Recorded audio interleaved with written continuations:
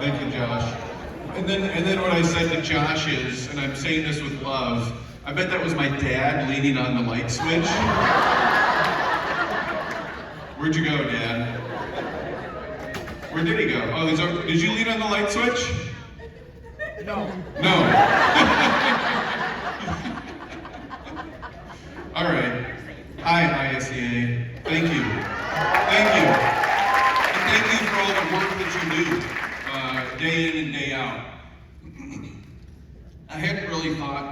I never really think too much about what I want to say to a particular group of people. I'll think about it a little bit, but a lot of times I want to go and just sort of see what happens before I meet with people. Because I want to be open-minded and I want to try to connect to what I'm getting from people. And a couple of things have happened in this process that have been surprising to me. Number one, there's this overarching public stereotype in the media that's particularly driven by one of the political parties, that teachers' unions are overwhelmingly or entirely Democratic. And what's been wonderful to me in this process is to find out that, at least here in the state of Iowa, that that's not true. And you have your commission, for example, the executive committee, is right down the middle, bipartisan. And I want us to give that idea, bipartisanship, a round of applause, please.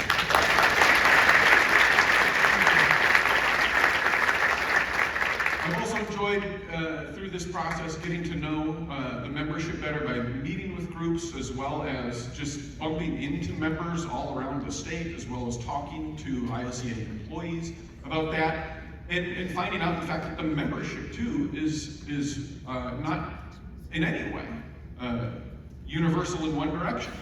And so because of that, because you have this tradition of working together, of being Democrats and independents and Republicans who are focused on making education better in the state of Iowa, I want us to do something that we have typically done at my town halls. We did 100 public town halls last year, and at every one of them, we would ask people to acknowledge the people in the room who belong to a different political persuasion. Because I think that it's so important that when we're trying to solve problems, we actually listen to people that we disagree with. And ISEA, you have a tradition of doing this. Applaud for that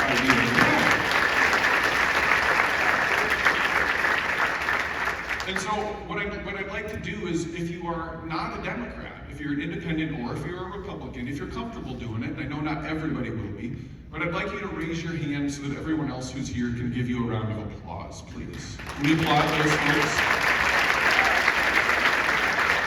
Thank you. I see some hands like this, I see some hands like this. And that's okay.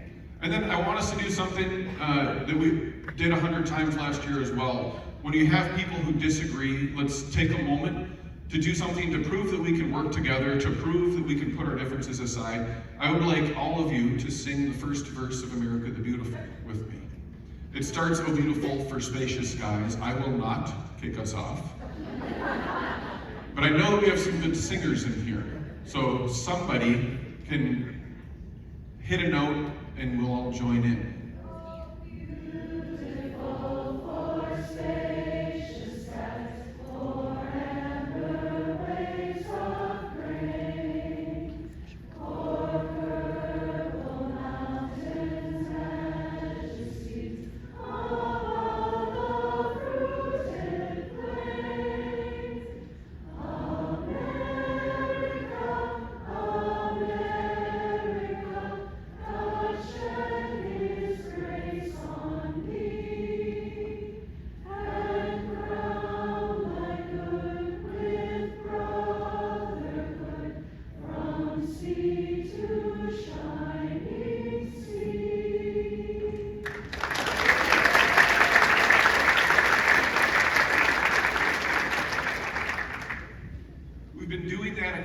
Because I think people, no matter what they think about politics, think this: state government has lost its way.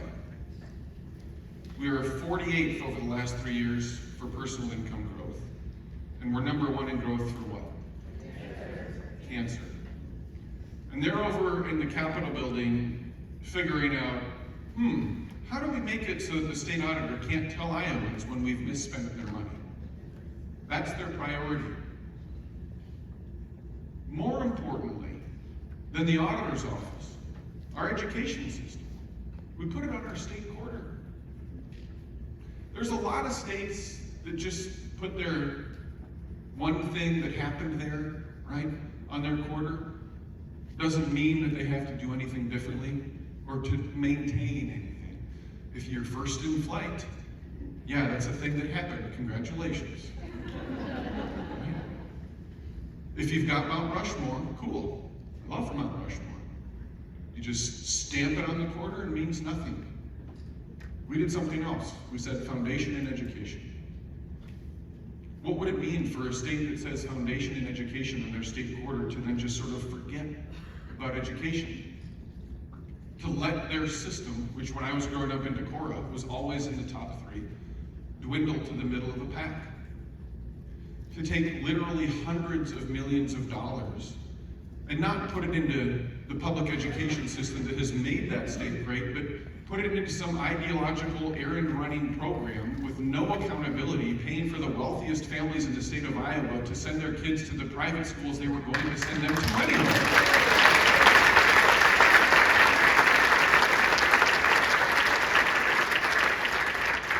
None of this makes sense to me. But it makes sense if you think about it in terms of what politics can be when there are too few people in charge for too long. Power corrupts, and absolute power. And we've had 10 years of one-party control. I'm not here to tell you that the answer is to give the other party 10 years. I'm here to tell you that divided government forces government to reach solutions that the vast majority of people can agree upon.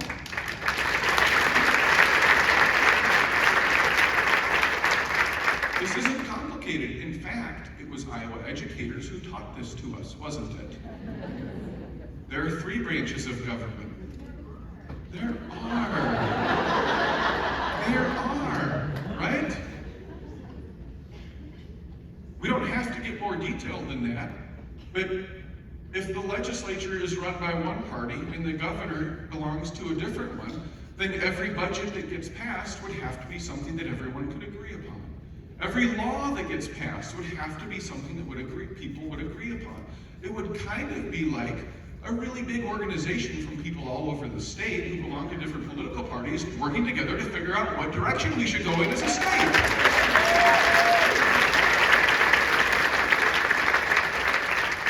I applaud you for doing that. It's been a great experience. The other thing that I got out of my interview that I really loved was the degree to which the questions came from membership. I sat down, maybe 3 weeks ago, and Josh and Coy explained all of these questions. We went out and we said, what do you want to hear from people? What questions do you have? And questions filtered in and filtered up and got asked. Well, that's a really good way to actually make a system functional where people feel that they are listened to, right? I actually did the same thing in the auditor's office for both of my terms. When I got elected in 2018 and 2019, I said, hey, I'm going to set aside 20 minutes for one-on-ones with any employee in the auditor's office that wants one. Come over to the auditor's office. It'll just be you and me. I'll ask you what good movies you've seen lately, where you grew up, and how does your job suck? Because if you're just sitting there one-on-one with me, you can tell me the answer to all those things and not worry about whether or not someone's going to be frustrated with you. And we made a tremendous number of changes in my first term because we just listened to the people who were doing the work, kind of like teachers in education, right? We did it again the second time. I don't require people to come do it, but I give them the option and we make sure that they know and are reminded that it's available. State government hasn't been listening for a long time. They haven't. They've got preconceived notions, using phrases like sinister teachers. How did we, in Iowa, get to that point? I mean, I have one answer. We have a broken two-choice political system that makes people feel oftentimes trapped into voting for candidates that they otherwise don't like. And because you don't have more than 2 options on the ballot, oftentimes you get people who have unusual views getting elected.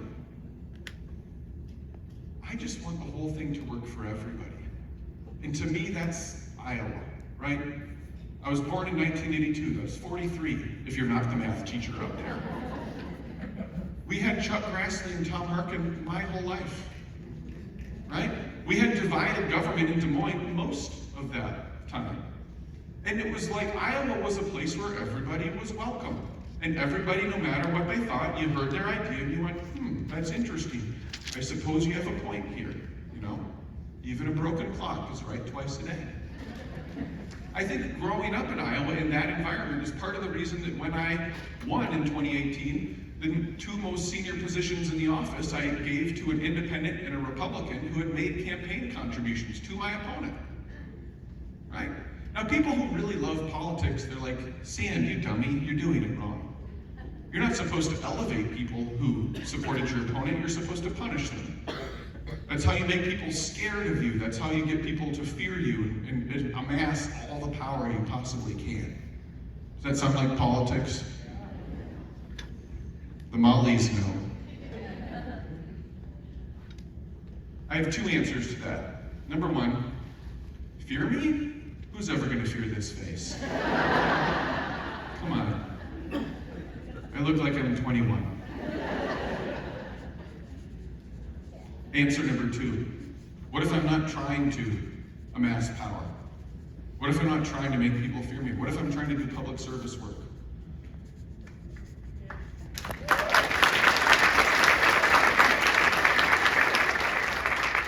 In listening to my mom's speech, which I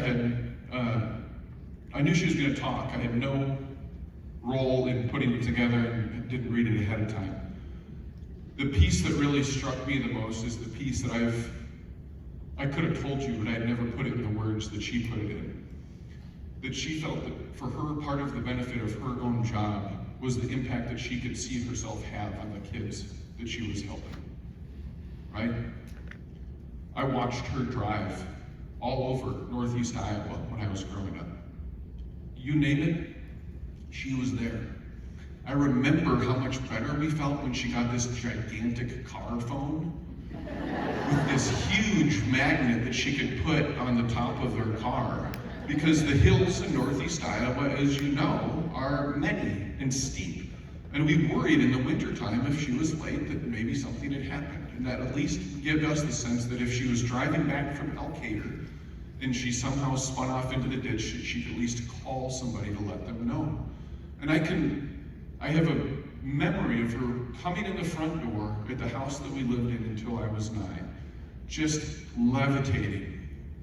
My kid learned to walk today because the work that she did day in and day out was to help kids meet their potential. She wasn't doing it for the money. She felt the benefit of growing them and helping teach them and helping them learn to do everything that they might possibly be capable of doing. And I know this room is full of people who feel the same way. When you have a kid that finally you've been working with them and they've been frustrated and all of a sudden they get it, you know that feeling. And I'm sick and tired of a state capitol building that completely ignores the passion of the people in this room to serve the children of Iowa, the future leaders of the state government, our future doctors, our future lawyers, our future teachers, everybody. I'm so tired of it.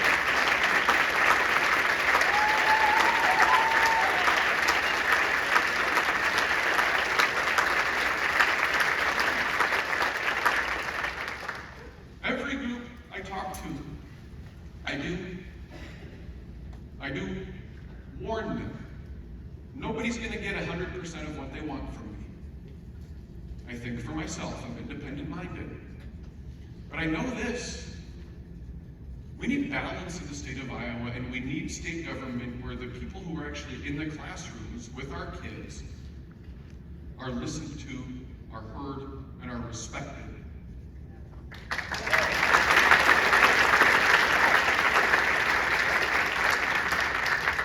I know we need leadership that recognizes that you signed up for this work in part because there was a pension system that you knew you could count on. And that if it ain't broke, we're not going to fix it, and we're going to protect IRS the whole way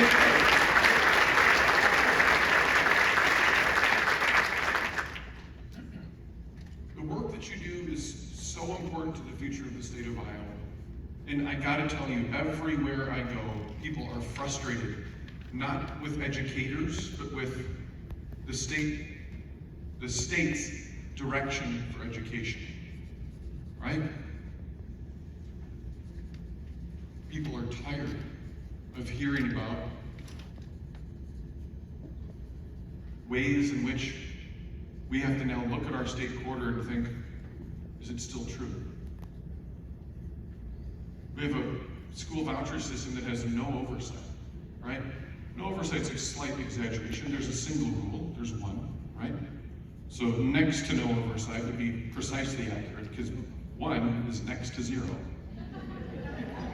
The only thing you can't spend money on if you're a private school in the state of Iowa, the only thing you can't spend public money on is you can't pay a rebate to parents. That's it. If you want to buy booze with public dollars as a private school in the state of Iowa, you can do that. If you want to run a for-profit school and put every dollar that you get from taxpayers into your pocket as opposed to spending it on education, if you're a private school, you can do that in the state of Iowa. You don't have to get audits, which, in a way makes sense, because audits are usually to make sure that people are following the rules, and if you've already told them there's no rules, then why would you need an audit? You gotta be kidding me, though, right?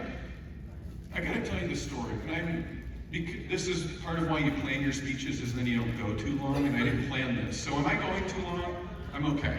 Okay. If you start to get bored, just wave your hand. I want to hear about it. I want you to let me know. But I got to talk about this.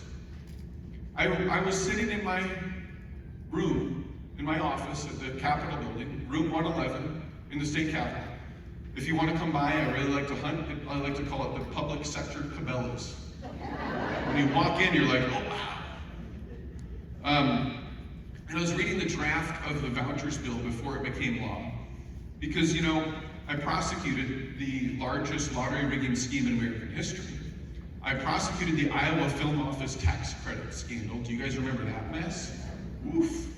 And so I'm sitting there reading this bill, and I see, okay, all the money has to get spent on qualified educational expenses. That sounds like a good idea. Let's go see what those are. And I'm reading through the qualified educational expenses, and it says tuition and, like a computer and some other stuff, and I'm like, okay, seems reasonable. And then I see this sentence: all the voucher money must go towards towards tuition until tuition is paid in full. I'm like, oh, okay, that seems fair. Let me go find the rules for how the tuition money can be spent. Flip a page, flip a page, flip a page. I'm like, what's going on here? Finally, I see one line. Private schools may not use this money to pay a rebate to parents. I'm like, where's the pages and pages of things that you shouldn't be able to spend taxpayer money on? Pages upon pages upon pages. I know this because I audit you. I audit your employers, your school districts, and there's a lot of things that we pick you up by the scruff of the neck for when you spend money on it and say, don't do that. And I'm shocked, sitting there in my office in the Capitol building, to see that the only thing that a private school cannot spend taxpayer money on is a rebate. That's it. And bless my heart, I thought they had made a mistake. Pat me on the head, right? So trusting, so naive. And so I take the bill and I go out into the Capitol rotunda to find Walt Rogers. Because I know Walt Rogers has been pushing for this bill. And I don't know Walt Rogers well, but I know him a little bit. And I'm thinking, well, this can't be right. And so I find Walt Rogers and I walk him through the bill. and I arrive at the conclusion, which is there's no oversight. And then I stop and I wait. And I'm thinking he's going to say something like, that can't be right. Let me take a look at that. Or, we realized that 2 days ago, we're redrafting the bill to fix it. You're right, it's a problem. Any acknowledgement of the idea that spending hundreds of millions of dollars of taxpayer money with no oversight would be a bad idea, right? That's what I'm expecting. Nope. Here's the answer that I get. We know. We don't want public oversight of private schools. Then don't give them public money. I want public oversight of public money. That's not complicated. The idea that you will get a blank check for as high as you want to set tuition, and that you get to do whatever you want with that money, I'm being polite. I'm just going to stop what I was going to say right there. It's absurd. It makes no sense. Why would we do this? Why would we do this? So we're talking about this everywhere we go. And Iowans are picking up on it. And the reason that we talk about this program this way is we want to make sure the largest number of Iowans possible understand exactly what this school vouchers program is and exactly how it works. Because like this group right here, when Democrats and independents and Republicans find out that this is just basically a siphon of hundreds of millions of dollars away from public schools with no promise that it's even being spent on education, they don't like it.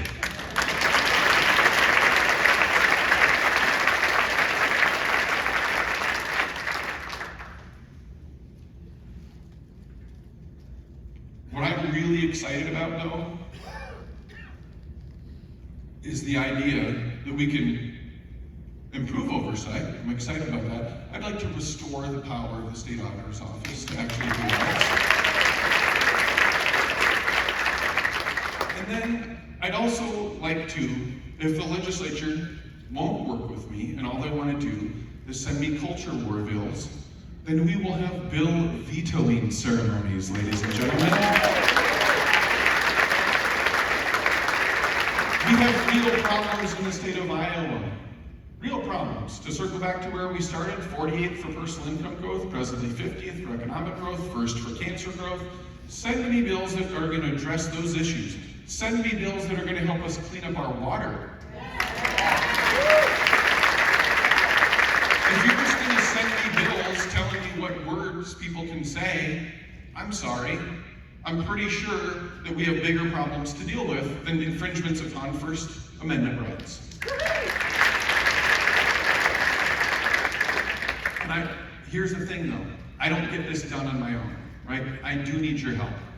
I do. Because there's still a lot of people out there who, our democracy is run by two private clubs. They feel like they belong to one. They may have picked up that the leadership of that private club here in the state of Iowa isn't really putting their needs first. But they're going to need a little bit of help deciding to cast a divided ballot, right? To split their ticket. We have a word for folks like that. If they're Republicans, they're Rob-publicans. And I need your help to find as many Rob-publicans as we possibly can. We also need help to make sure we turn out Democrats and turn out independent voters who are supporting me. And you all can be our secret weapon in doing that because you know almost everyone where you live, right? And so I'm hoping that you will be among our best volunteers. There's 3 things that you can do to help us win this race, right? Number 1, donate. Do we have any donors in the room? Thank you, all right. Thank you. Please donate again. Do we have any people who want to raise their hands as non-donors? I didn't think so. Get on board, friends. Number 2, actually I'm going to do these out of order. Let's do the third one second. Social media. It's the scourge of our time. It divides us from people that we love. It kills our attention span, fills our head with terrible false ideas. But while you're there, please like and share my posts. It's free advertising. If you see someone else saying mean things about me with their post, don't touch it. The only thing, I want you to hear me here, the only thing that happens to a post on social media when you comment on it or interact with it is the algorithm shows it to more people. So, yeah, thank you. So when you touch something that's just spreading lies around me, you're actually helping those lies spread. Instead, take that anger you feel when you see somebody lie, go to my page and share 3 posts. All right? That's beneficial. Number 2, here's where I'm going to ask you to use your superpower. We need you to volunteer. We need you to knock doors, to send text messages, but the door knocking piece of this summer and in evenings this fall is the number one way where I know that you can help us win more votes than almost anyone else in the state. It's important to acknowledge, right, that whether it's your students or their parents, that I know that so many people in this room care deeply about and work closely with to make sure they're as involved as possible in their education of their kids, right? Because we know that parental involvement is important. But these are all people that you know. And when a teacher knocks at their door, you automatically have a better standing than if it's just some person from town that they may or may not know, right? And if you've never knocked doors before for a campaign, then I'm telling you right now, even if the hair on the back of your neck is going up, you might be our secret weapon. Because imagine this, there's someone at your door, and they knock, and they say, hey, it's me. I always knock doors every year. It was good to see you 2 years ago. Here I am back again, right? They're accustomed to that. Now imagine this, someone knocks on your door and they say, I'm so sorry to bother you. I've never gone door knocking before, but I think it's really important this year. And so I'm doing it for the first time, so bear with me if I'm nervous. Which of those 2 people would you all of a sudden be listening to a little bit more closely, right? So if it makes you nervous to think about knocking doors, you are our secret weapon. I want you to share this. I want you to share this with everybody else, right? We are going to have a massive face-to-face campaigning effort, a massive ground game, and I want educators across the state of Iowa to be a part of it, please. Because if you can help us win this race, we will return to divided common sense government in Iowa, and we'll be moving towards a state that isn't just redder or bluer, but that's better and truer. Thank you all very much. Appreciate your support. Thank you.